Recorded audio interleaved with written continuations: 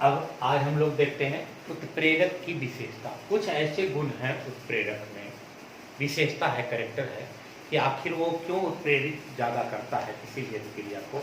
और कई एक ही अभिक्रिया में अगर अलग अलग उत्प्रेरक का प्रयोग किया जाए तो अलग अलग प्रतिफल का निर्माण होता है। उसके बारे में थोड़ा सा जानेंगे आज हम लोग। 3-4 पॉइंट है उत्प्रेरक के कैरेक्टर में।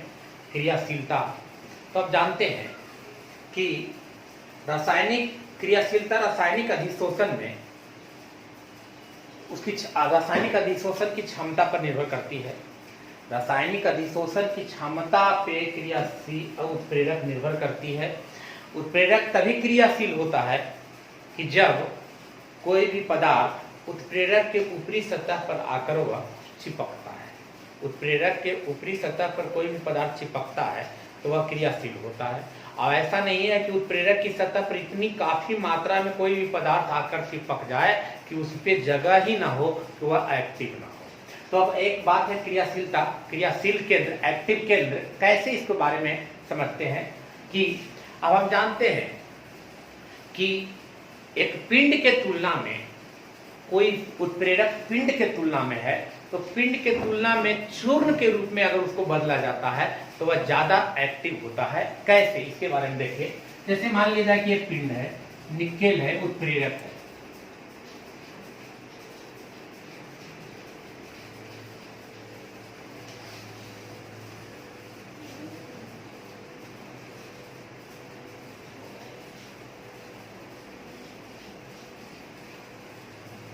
इसको ध्यान से समझिएगा, समझने के लिए ही हम 1 घंटे समाप्त हो चुका था, फिर भी थोड़ा सा देख लेते। अब ये पिंड है, उत्प्रेरक है लेकिन किस रूप में है, पिंड के रूप में है।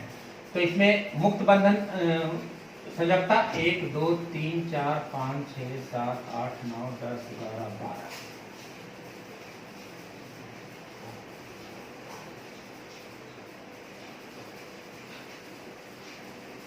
मुक्त बंधनों की संख्या देख रहे हैं कि इसमें 12 है। ये उत्प्रेरक है, किस रूप में है, तो ठोस के रूप में। हम अभी कह रहे थे कि ठोस की तुलना में अगर कोई उत्प्रेरक अगर डस्ट के रूप में बदल जाता है, बस डस्ट के रूप में होता है, चूर्ण के रूप में होता है, तो वह ज्यादा सक्रिय होता है। कैसे ज्यादा सक्रिय होता है, इस बात को समझिए।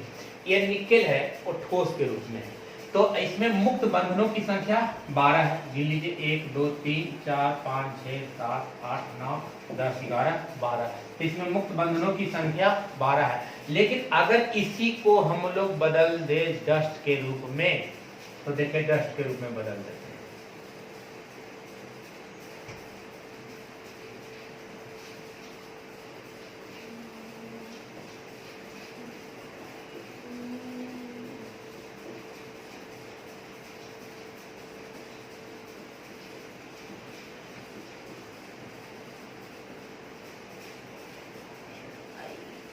अब हम लोग इसको बदल रहे हैं डस्ट के रूप में,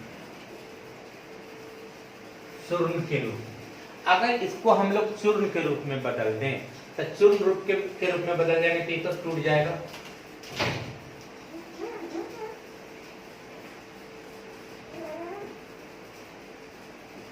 अब देख लीजिए, इसको चूर्ण के रूप में बदल दिया तो ये टूट गया।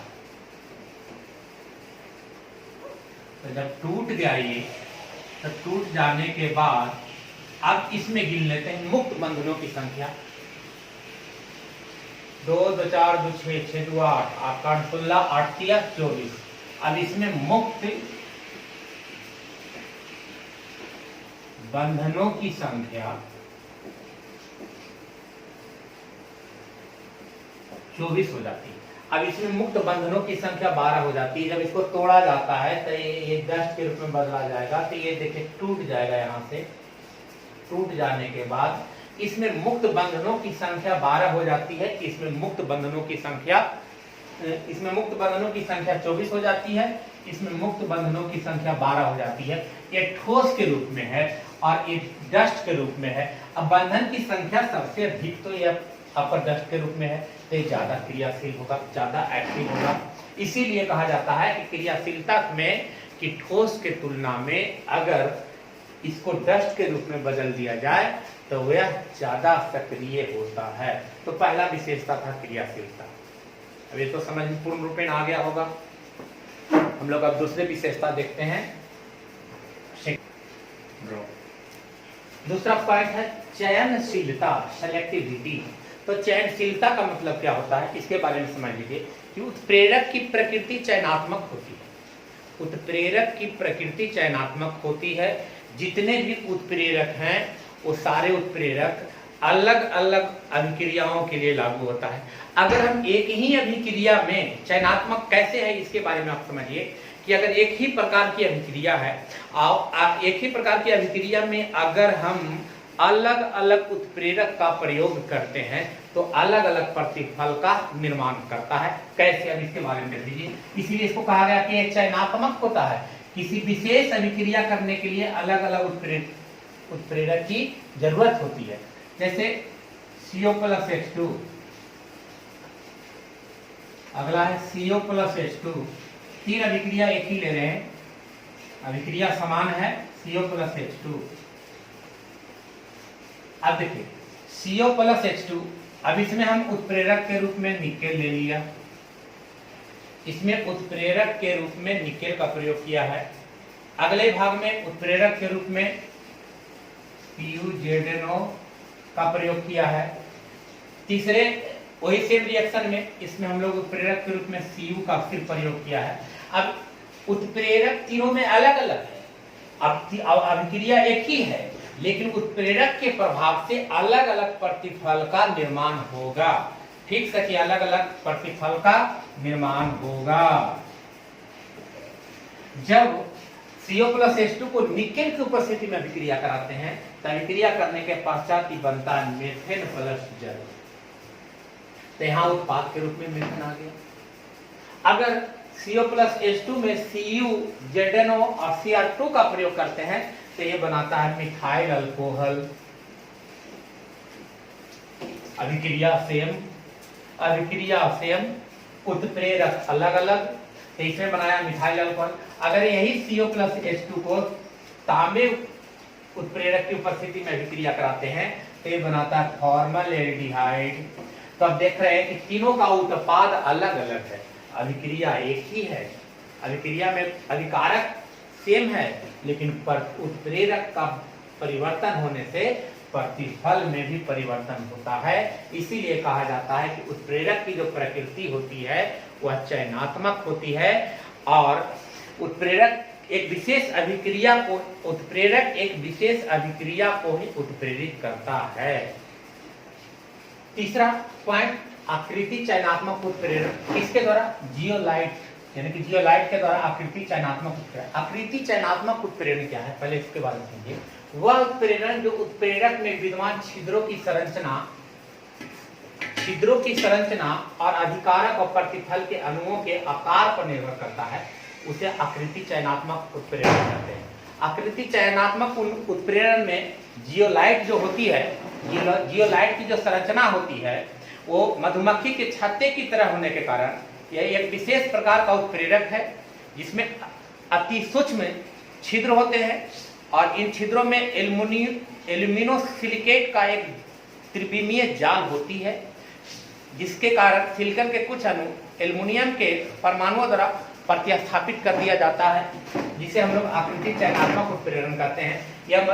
इसमें जियोलाइट जो है एक मधुमक्खी के छत्ते में जो असंख्य छिद्र होते हैं, उस छिद्र की तरह एक संरचना का फैला हुआ जाल होती है। इसके इस आकृति चयनात्मक उत्प्रेरण के द्वारा अल्कोहल को निर्जलीकृत करके हाइड्रोकार्बन का मिश्रण बनाता है, जिसे गैसोलीन कहा जाता है। इस प्रकार उत्प्रेरक की जो विशेषताएं थी, 3 पॉइंट हम लोगों ने पढ़ा। आकृति चयनात्मक उत्प्रेरण, क्रियाशीलता, अचयनशीलता, तीनों पॉइंट इंपॉर्टेंट था, थोड़ा सा समझाना, ये समझ लिए। अब हम लोग इसके बाद जो भी पढ़ेंगे वो है एंजाइम उत्प्रेरण। एंजाइम अगले टॉपिक के रूप में हम लोग पढ़ेंगे एंजाइम उत्प्रेरण। ये एंजाइम उत्प्रेरण ये बायो का टॉपिक है, खास करके ये बायोलॉजी का टॉपिक है।